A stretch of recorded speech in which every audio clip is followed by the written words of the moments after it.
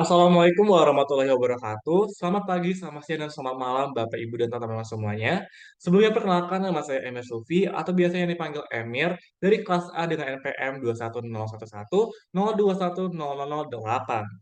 Pada kesempatan kali ini, saya sebagai peneliti akan mempresentasikan hasil penelitian metode survei yang telah saya lakukan selama kurang lebih 4 bulan terakhir. Yang mana topik besar pada penelitian ini adalah tentang digital activism dengan judul penelitian yang saya angkat yaitu pengaruh kredibilitas influencer Instagram terhadap norma subjektif berdonasi pada mahasiswa di Pulau Jawa. Oleh karena itu, tidak perlu berlama-lama, mari kita lanjut kepada sebuah pendahuluan. Pada sebab pendahuluan, pertama, peneliti akan menjelaskan 4 latar belakang utama mengapa peneliti memilih topik tersebut. Yang pertama adalah, peneliti melihat maraknya penggalangan donasi yang memanfaatkan media sosial seperti Instagram untuk menghimpun dana yang besar dari banyaknya individu, sekaligus menjadi sumber pendanaan alternatif bagi penggerak aktivisme digital. Yang kedua, peneliti juga sering menemukan adanya peran influencer yang menyuarakan, membantu dan melakukan aktivitas crowdfunding pada laman media sosial Instagramnya serta mengajak pengikutnya juga untuk mengikuti aktivitas tersebut. Latar belakang lainnya adalah peneliti juga mempertimbangkan kemungkinan faktor kredibilitas seorang influencer Instagram yang dilihat oleh pengikutnya dalam aktivitas crowdfunding. Faktor tersebut meliputi daya tarik, kepercayaan, dan juga keahlian seorang influencer. Dan yang terakhir adalah peneliti juga mempertimbangkan adanya norma subjektif pada pengikut setiap influencer Instagram untuk mempengaruhi orang di sekitarnya mengikuti aktivitas crowdfunding yang dilakukan oleh influencer Instagram tersebut. Oleh karena itu, atas 4 latar belakang tersebut, peneliti menyusun kerangka teori hipotesis yang menjadi inti pada penelitian peneliti ini. Yang pertama adalah kredibilitas yang sudah disinggung oleh peneliti sebelumnya. Kredibilitas memiliki 3 dimensi. Yang pertama adalah daya tarik, kepercayaan, dan juga keahlian. Untuk sejauh teori ini, peneliti menduga bahwasanya daya tarik, kepercayaan, dan keahlian bisa menjadi alasan mengapa seseorang memiliki keputusan untuk berdonasi dan juga memungkinkan mempengaruhi keputusan berdonasi orang sekitarnya juga. Atau bahasa lainnya adalah norma subjektif yang menjadi salah satu penjelasan komponen dalam teori of Plan and Behavior dari Atzen tahun 1991. Atas kerangka teori hipotesis inilah, kredibilitas dianggap sebagai X dan norma subjektif dianggap sebagai Y yang akan menjadi poin dalam penelitian peneliti kali ini. Lanjut, kita bahas dalam subbab tinjauan pusaka, yang mana poin pertamanya adalah crowdfunding sebagai aktivisme digital. Sebenarnya, pada dimensi ekonomi, aktivisme digital itu memiliki persoalan pada bidang e-funding, yang mana e-funding adalah satu bagian dari hierarki digital transactional activities yang dicetus oleh Girls and Layman pada tahun 2019. Oleh karena itu, crowdfunding sebagai bagian dari e-funding menunjukkan bahwasanya crowdfunding juga menjadi bagian dari aktivisme digital.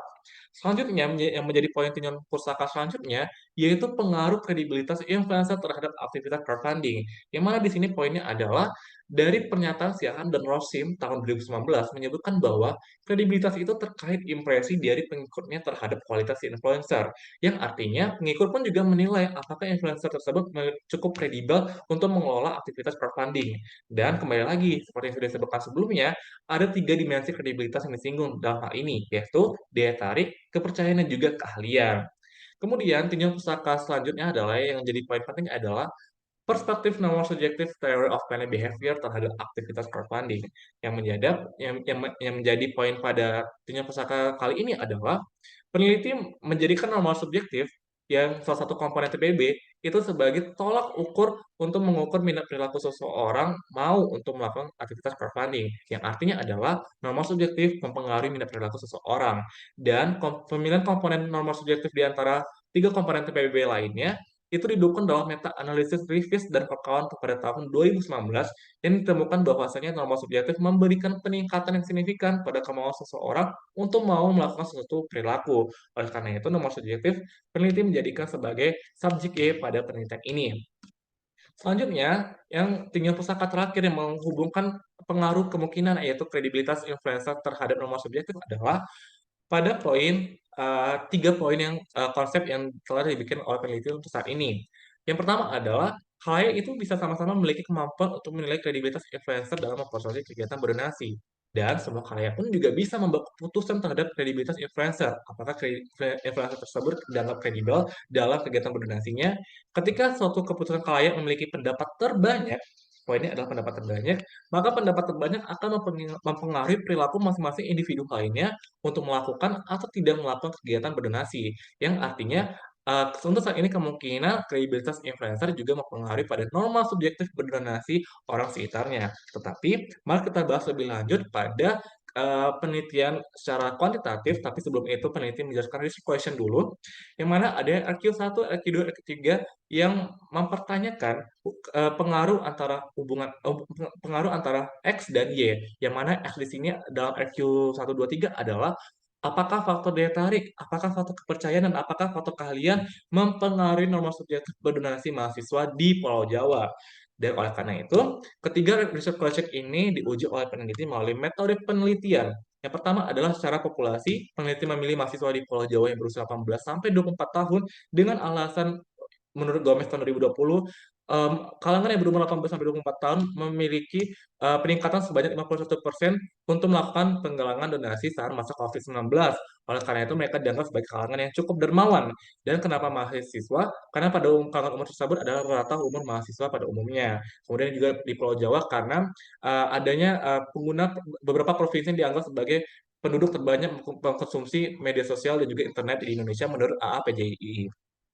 Kemudian sampel populasi didapatkan sebanyak 485 responden yang dibutuhkan pada penelitian ini menurut aplikasi Gpower versi 3197. Kemudian pada teknik sampling, peneliti menggunakan teknik sampling non-probability sampling yaitu tidak memberikan data secara spesifik untuk respondennya, tetapi peneliti menggunakan jenis teknik proporsi sampling yang mana ada kriteria tertentu untuk responden yang mengisi survei tersebut. Dan alat pengukurannya adalah peneliti menggunakan media Google Form dengan menggunakan skala Likert 1 sampai 5 yang mana 1 untuk tidak setuju, 2 untuk kurang setuju, 3 untuk netral, 4 untuk setuju, dan 5 untuk sangat setuju. Kemudian kita lanjut pada uji penilaian data yang telah didapatkan hasil survei peneliti. Yang pertama adalah uji validitas yang mana KMO-nya didapatkan lebih dari 0,5 yaitu di angka 868. Nilai signifikasinya pun juga di bawah 0,5 serta nilai rotated component matrix semua variabelnya di atas 0,4 yang menunjukkan bahwasanya data yang didapatkan oleh peneliti sebelumnya adalah uji validitas yang mana itu dianggap valid. Setelah kita melewati uji validitas, peneliti juga menguji reliabilitas pada keempat variabel, yaitu variabel daya tarik, kepercayaan, dan keahlian, dan juga norma subjektif. Yang mana keempat semua variabel yang dimiliki oleh peneliti memiliki nilai reliabilitas di atas 0,6, yaitu 615 untuk nilai daya tarik, 865 untuk nilai kepercayaan, 799 untuk nilai keahlian, dan 921 untuk nilai norma subjektif. Setelah melakukan uji reliabilitas, terakhir adalah uji regresi linear yang mana ini menguji diterima atau ditolaknya variabel yang dimiliki oleh peneliti. Yang pertama adalah dari daya tarik. Di sini nilai signifikansinya menunjukkan di bawah 0,05, yang artinya variabel daya tarik mempengaruhi untuk norma subjektif berdonasi. Tetapi pada variabel kepercayaan itu nilainya di atas 0,05 yang tidak memiliki pengaruh terhadap norma subjektif. Kemudian pada nilai variabel expert itu memiliki nilai signifikansi yang juga di bawah 0,05 yang artinya memiliki pengaruh terhadap norma subjektif.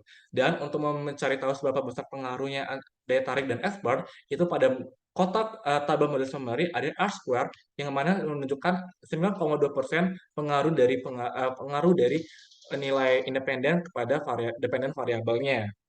Dan pada kesimpulan research question tersebut bisa disimpulkan bahwasanya dalam penelitian peneliti ini faktor daya tarik influencer Instagram cukup sangat mempengaruhi norma subjektif berdonasi mahasiswa di Pulau Jawa.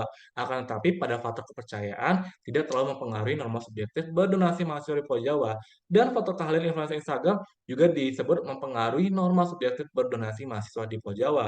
Yang artinya hanya 2 faktor dari 3 faktor dari dimensi kredibel yang mempengaruhi norma subjektif berdonasi mahasiswa di Pulau Jawa.